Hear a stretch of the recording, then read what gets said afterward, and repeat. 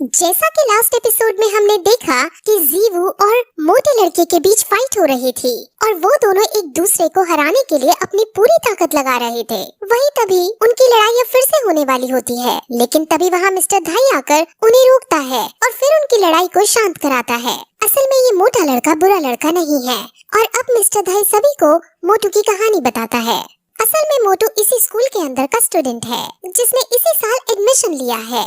इस लड़के की सोल म्यूटेटेड स्पिरिट सोल है, यानी उसकी 2 सोल से उत्पन्न होने वाली एक सोल है और ये म्यूटेटेड सोल बहुत खतरनाक है और इस वजह से मोटू बहुत ज्यादा ताकतवर है। लेकिन ये मोटू अभी अपने स्पिरिट सोल को काबू नहीं कर पाता और इस वजह से इसकी स्पिरिट सोल इसके इमोशंस को भी चेंज कर देती है और ये मोटू अपने आसपास वाले लोगों को नुकसान पहुंचाने लगता है। मोटू को इस वजह से कई सारी लड़कियों से अट्रैक्शन भी होने लगता है, लेकिन अभी तक जितनी भी इसकी गर्लफ्रेंड बनी थी उन सभी ने इसको धोखा दे दिया है, जिस वजह से मोटू बहुत परेशान रहता है। लेकिन हाँ, इसके स्पिरिट सोल को सिर्फ एक चीज से काबू किया जा सकता है और वो चीज है इसको भरपेट खाना खिलाना। ये सब सुनकर बाकियों को बहुत अजीब लगता है, क्योंकि यहाँ आकर वो बहुत अजीब अजीब चीजों का सामना कर रहे थे और उन्हें समझ आ जाता है कि ये सच में एक मॉन्स्टर स्कूल है। अब मिस्टर धाई उसे बाकी स्टूडेंट से इंट्रोड्यूस कराता है। वहाँ अब ऑस्कर भी आता है जो उन सबको अपना इंट्रोडक्शन देता है और वो निंग रोंग रोंग के सामने अपनी हेकड़ी भी दिखाने की कोशिश करता है, यानी उसे इम्प्रेस करने की कोशिश करता है। उसने अपनी बियर्ड भी कटवाली होती है, लेकिन निंग रोंग रोंग इससे बिल्कुल इम्प्रेस नहीं होती, बल्कि उसे इसके इस पागलपन पर इरिटेशन होने लगती है। अब फिर वहाँ स्कूल का दिन आता है और जीवू समझ जाती है कि ये दिन तो वही है जो पहले शॉपकीपर बने हुए थे और इन्हीं से इन्होंने वो हेयर क्रिस्टल खरीदा था। असल में वो शॉपकीपर का काम भी करते हैं और यहाँ के डीन भी हैं। वो फिर सब बच्चों को एक लाइन में खड़ा करते हैं और फिर उन्हें टास्क देना शुरू करता है। वो सबसे पहले निंग रोंग रोंग को और ऑस्कर को बुलाकर उनसे इस जगह के 20 राउंड मारने को कहता है और उन्हें भेज देता है। बाकी बच्चों को वो मिस्टर धाई से यहाँ के रूल समझाने को कहता है और फिर टैंग शैंग को अपने ऑफिस में मिलने के लिए बुलाता है। वहाँ वो थोड़ी ग्रैंड मास्टर के बारे में बातें करते हैं और टैंग शैंग ग्रैंड मास्टर का अप्रूवल लेटर दिखाता है, जिसमें बेसिकली ये लिखा था कि टैंग शैंग को श्रेक स्कूल में पढ़ने की अनुमति दे दो। वहीं दूसरी तरफ अब हमें निंग रोंग रोंग के ट्राइब को दिखाते हैं, जो निंग रोंग रोंग के घर से भाग जाने वाली बात से काफी नाराज थे। उन्हें जब ये पता चलता है कि वो श्रेक स्कूल में पढ़ रही है तो उन्हें बहुत गुस्सा आता है, क्योंकि उन्हें ये लगता है कि वो खुद श्रेक स्कूल से अच्छी एजुकेशन उसे दे सकते हैं। वहीं ऑस्कर और निंग रोंग रोंग जो राउंड लगा रहे थे, उसमें ऑस्कर अपनी सोल पार से सॉसेज बनाकर उसे देने की कोशिश करता है, क्योंकि निंग रोंग रोंग ने सुबह से कुछ नहीं खाया था। लेकिन निंग रोंग रोंग एटीट्यूड में उसके सॉसेज को मना कर देती है और उसको पीछे छोड़ आगे निकल जाती है। वहीं निंग रोंग रोंग के ट्राइब वाले अपने आदमियों को निंग रोंग रोंग को वापस बुलाने के लिए भेज देते हैं। अब फिर कुछ देर बाद फिर से सभी बच्चे उसी लाइन में आकर खड़े होते हैं और अब डीन उन्हें उनके 20 राउंड के पूरे होने के बारे में पूछता है, जिस पर ऑस्कर तो कहता है कि उसने 20 राउंड कंप्लीट कर लिए हैं। लेकिन निंग रोंग रोंग से पूछे जाने पर वो ऑस्कर खुद ही पहले बोलकर ये कह देता है कि हाँ, उसने पूरे कर लिए हैं।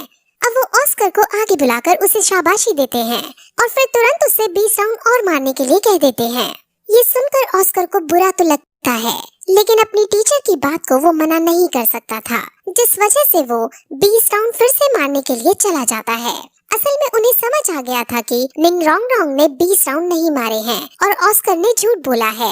ऑस्कर ने तो पहले 20 राउंड कंप्लीट कर लिए थे, लेकिन उसने निंग रोंग रोंग के लिए झूठ बोला था। अब वो निंग रोंग रोंग को डांटने लगते हैं और ऐसा करने पर निंग रोंग रोंग को भी गुस्सा आ जाता है और वो अपने टीचर से पलटकर ऊंची आवाज में बोलने लगती है और कहती है कि ये सिर्फ एक स्कूल है और कोई जंग का मैदान नहीं जो हर बात मानी ही जाए। असल में निंग रोंग रोंग का ट्राइब बहुत बड़ा और शक्तिशाली ट्राइब था, जिस वजह से वो हमेशा एरोगेंसी और घमंड में रहा करती थी और वो सबसे उल्टा उल्टा ही बोला करती थी। अब डीन उसको स्कूल से बाहर चले जाने को कहता है और मिस्टर धाई से इसका सामान पैक करने को कहता है, जिस पर निंग रोंग रोंग धमकी देती है कि अगर ऐसा करने की कोशिश भी की तो मेरे ट्राइब वाले तुम्हें छोड़ेंगे नहीं। लेकिन डीन इसकी बातों से नहीं डरता और उसे पलटकर कहता है कि तुम आखिर क्या कर सकती हो, तुम यहाँ सबसे कमजोर लड़की हो और तुम्हें शुक्र मनाना चाहिए कि हमने तुम्हें एडमिशन दे रखा है। अब निंग रोंग रोंग को ये बात बर्दाश्त नहीं होती, क्योंकि उसके अकॉर्डिंग वो बहुत शक्तिशाली थी। लेकिन जब वो अपने पास खड़े टैंग शैंग, जीवू, मोटू, मिस्टर धाई और कैट गर्ल को देखती है तो उसे भी अपने आप को कमजोर महसूस लगने लगता है। लेकिन फिर वो ऑस्कर को देखती है और उससे ज्यादा तो वो ताकतवर होगी ही, ये सोचने लगती है। लेकिन डीन उसे बताता है कि ये ऑस्कर भी अपनी फुल सोल पार रखता है और अपने फील्ड के लोगों के बीच ये सबसे ताकतवर है। अब निंग रॉन्ग रॉन्ग को समझ आ जाता है और वो उदास होकर रोते रोते वहाँ से भाग जाती है।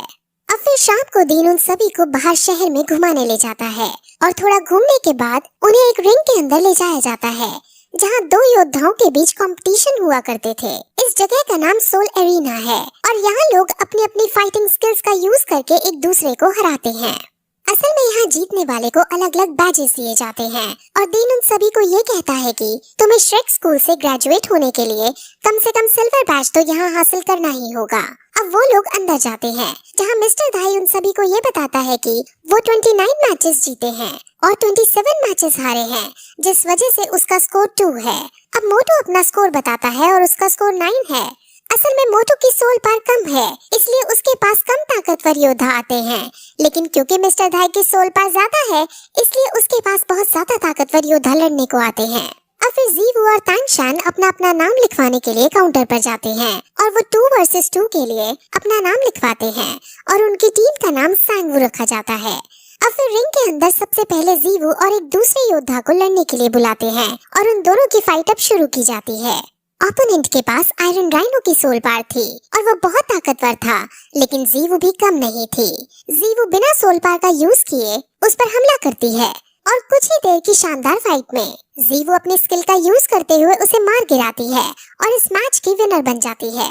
अब अगला match Tangshan versus cat girl होना है और अब उन दोनों को रिंग के अंदर बुलाया जाता है। तांगशान जानता था कि कैट गर्ल की एबिलिटी उसकी स्पीड है, जिस वजह से वो उसकी स्पीड को रोकना चाहता है और अब वो ऐसा करने के लिए उसको फंसाने के लिए एक केज बनाने लगता है और उसके चारों तरफ ब्लू सिल्वर प्लांट बिछा देता है। अब कैट गर्ल उसके अंदर फंस जाती है और ये देखकर मिस्टर धाई को बिल्कुल अच्छा नहीं लगता।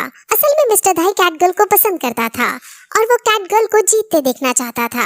अब केज के अंदर तांगशान कैट गर्ल को पकड़ने की कोशिश करता है, लेकिन कैट गर्ल उसके दांव से बच जाती है और वो ऊपर से कूदकर बाहर निकलने की कोशिश करती है।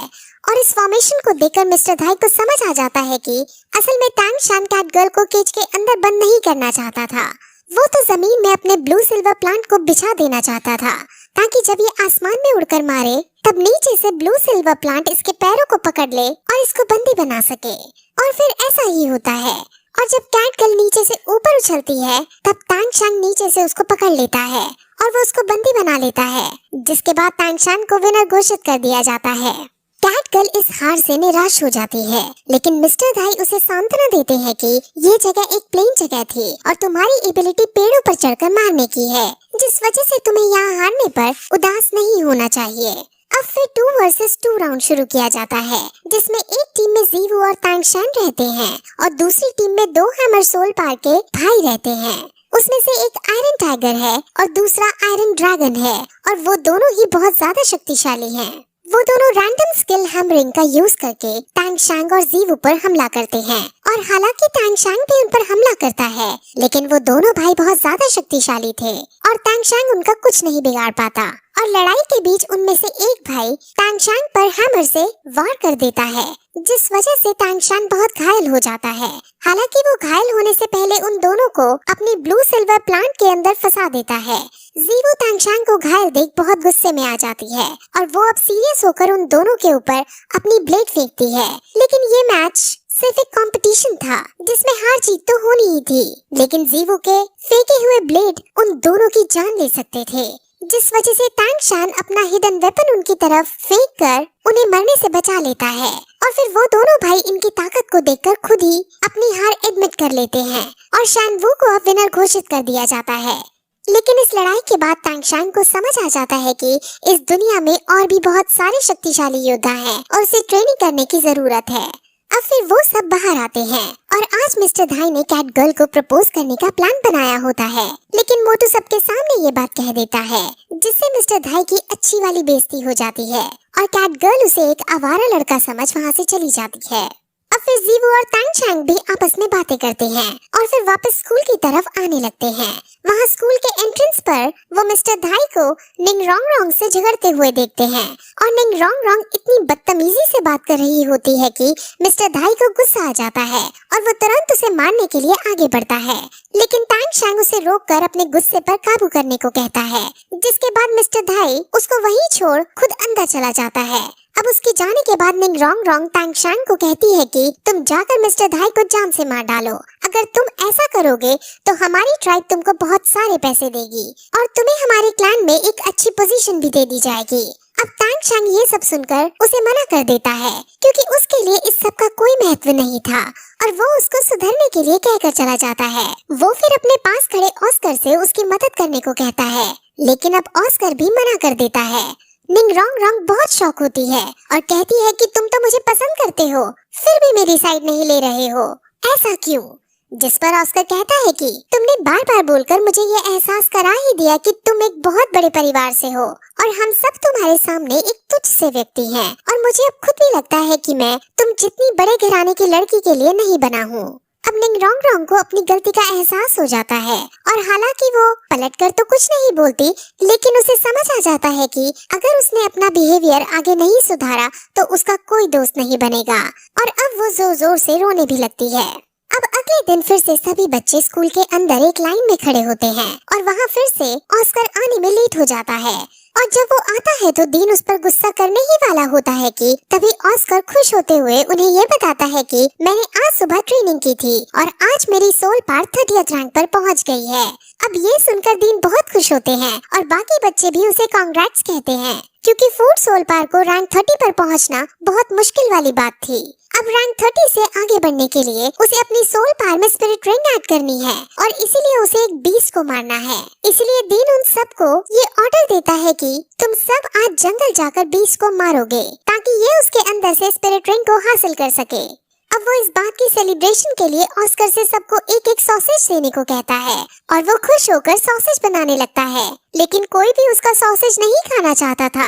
लेकिन जब उसका सॉसेज बनकर रेडी हो जाता है तो अब सबसे पहले निंग रोंग रोंग उसके सामने आती है और उसके दोनों सॉसेज खा लेती है और ये देखकर सब बहुत शॉक होते हैं। अब फिर वहाँ मिस्टर जाओ भी आते हैं और वही इनको जंगल ले जाने वाले हैं। अब सब मिस्टर जाओ की गाइडेंस में जंगल के अंदर शिकार करना चालू करते हैं, लेकिन उन्हें अभी कोई पीस दिखाई नहीं देता। वहाँ एक जगह ऐसी भी आती है जहाँ ऑस्कर चलते चलते खाई में गिरने लगता है, लेकिन निंग रोंग रोंग उसे बचा लेती है और अब निंग रोंग रोंग की तरफ से भी हमें एक रोमांटिक एंगल देखने को मिलता है। अब जंगल में घूमते घूमते वो दूसरे टाउन में आ जाते हैं और वो यहाँ एक रात रुकने का डिसाइड करते हैं।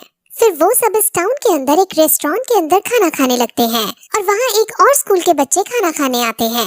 उस स्कूल के बच्चे बहुत शरारती थे और उनको हमेशा कोई ना कोई पंगा चाहिए ही होता है। श्रेक स्कूल वाले बच्चे भी समझ जाते हैं कि अब यहाँ पंगा होने वाला है।